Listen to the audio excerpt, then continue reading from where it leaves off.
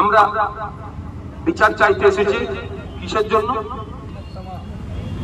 আমার এক বোনের সাথে অন্যায় হয়েছে, অত্যাচার হয়েছে, তাকে ধর্ষণ করে খুন করেছে।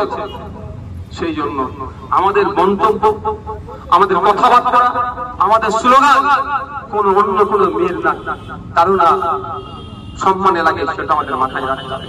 আমাদের আচার আচরণ, আমাদের স্লোগান কোন মনের ভাইকে না লাগে সেটা আমাদেরকে মাথায় রাখতে হবে।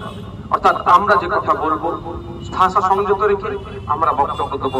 আমাদের স্লোগানে, আমাদের বক্তব্যে এক মহিলার জন্য বিচার চাইতে সে অন্য মহিলাকে না কোনো রকম ভাবে আক্রমণ হয়ে যায় সেটা আমাদের বুঝতে হবে বলে মনে করে এর প্রতিবাদ করুন। আপনার যতটা ক্ষমতা আছে, ক্ষুদ্র ক্ষমতা হলে ক্ষুদ্র ক্ষমতার মতো যতটুকু ক্ষমতা আছে বা যতটা ক্ষমতা আছে সর্বোচ্চ ক্ষমতা আপনার দিয়ে আপনি প্রতিবাদ করুন, যাতে আগামী দিনে এই ধরনের অন্যায় না ঘটে। বাংলার কোনো মেয়ের সাথে অন্যায় হয়, কোন আবু সিদ্দিক হালদারের সাথে এই ধরনের অন্যায় হয়, কোন প্রিয়াঙ্কা হাসদার সাথে এই ধরনের অন্যায় হয়, কোন প্রসেন মন্ডলের সাথে চোরের অপবাদ দিয়ে তাকে না কারো বাড়ির কাউকে না খুন করা হয়, পুলিশ কাস্টডিতে অত্যাচারের সম্মুখীন না হয়, সবের আওয়াজ কিন্তু আমাদেরকে তুলতে হবে আমাদের নিজস্ব জায়গা থেকে। বন্ধুগণ, যারা উপস্থিত হয়েছেন আমরা আপনাদেরকে ধন্যবাদ জানাই। আপনারা এই কঠিন সময়ের মধ্যে আমাদের যাকে সাড়া দিয়ে আপনারা উপস্থিত হয়ে আপনি এই বার্তাটা দিয়েছেন যে কোনো অন্যায়ের কাছে কোনো মাথা নত করবো না। আর একটা কথা, গত কয়েকদিন আগে এবং আজকের কথা বলছি এখানে দাঁড়িয়ে যারা এখানে উপস্থিত হয়েছে, গত কয়েকদিন ধরে রাজ্যের বিভিন্ন জায়গায় আমরা প্রোগ্রাম করছি।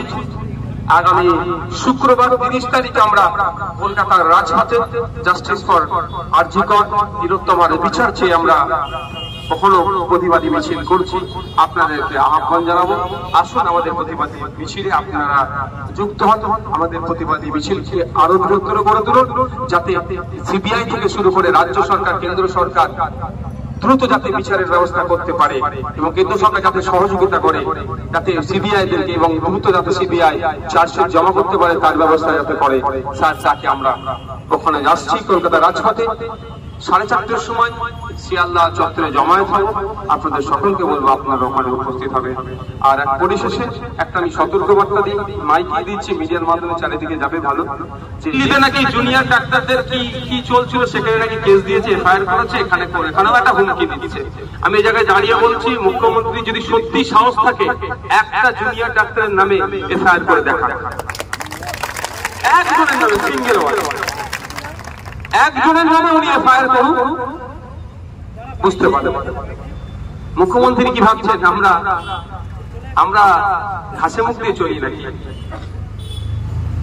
আমরা কি করি উনি কি ভাবছেন নাকি? হুমকি চুমকি ওনার বাড়ির লোককে হয়তো দিতে পারে, বাড়ির মধ্যে গিয়ে যখন মুখ্যমন্ত্রী আসনে বসেছে ওই হুমকি চুমকি শোনার জন্য আমরা বিরোধীর আসনে বসে নেই। আমরা চাই সুষ্ঠুভাবে রাজ্য চলুক, রাজ্যের প্রত্যেকটা শ্রেণীর মানুষ যে সামাজিকভাবে বঞ্চিত হচ্ছে বঞ্চনার হাত থেকে মুক্তি পাক এবং প্রত্যেকে তার নাগরিক অধিকার নিয়ে মাথা তুলে বাঁচুক। এই হুমকি স্বরে কথা বলবে, হুমকি সুরে কথা বলবে, আমরা চুপ বসে থাকবো এটা নয়। আমি আবারও বলছি, মুখ্যমন্ত্রী যদি সৎ সাহস থাকে একটা জুনিয়র ডক্টরের নামে এফআইআর করুক, তারপরে বাংলার মানুষ বুঝিয়ে দেবে মুখ্যমন্ত্রীকে সত্যি ওই গদিতে থাকার যোগ্য কি অযোগ্য, টেনে নামাতে হয় কি তুলতে হয় বাংলার মানুষ বুঝিয়ে দেবে। প্রোগ্রাম আজকে এখানে সমাপ্ত হচ্ছে, কিন্তু আমাদের আন্দোলন সকলে ভালো থাকবেন, আপনারা সুস্থ থাকবেন। এখানে স্লোগানিং করে আজকের এই প্রোগ্রাম সমাপ্ত হবে। পরিশেষে মিডিয়া বন্ধু সহ প্রশাসনের বন্ধুদেরকে ধন্যবাদ জানাবো, তারা যথেষ্ট আমাদেরকে কোঅপারেট করছে। আশা করব আগামীতে আমাদের কোঅপারেট করবে, আমাদের বিরোধী কণ্ঠকে যাতে শক্তিশালী থাকে এবং নিরপেক্ষতার সাথে যাতে আপনারা যেভাবে কাজ করছেন যাতে করতে পারেন সেটা আমরা চাইব। তিলোত্তমা খুনিদের শাস্তির দাবিতে আমাদের আন্দোলন চলছে, চলবে। আমার বোন খুন হলো কেন, পুলিশ মন্ত্রী জবাব দাও। আমার বোন খুন হলো কেন, স্বাস্থ্যমন্ত্রী জবাব দাও। হাসপাতালে আমার বোন খুন হলো কেন, স্বাস্থ্যমন্ত্রী জবাব দাও। আমার বোনের খুনিদের শাস্তির দাবিতে আমাদের আন্দোলন চলছে, চলবে।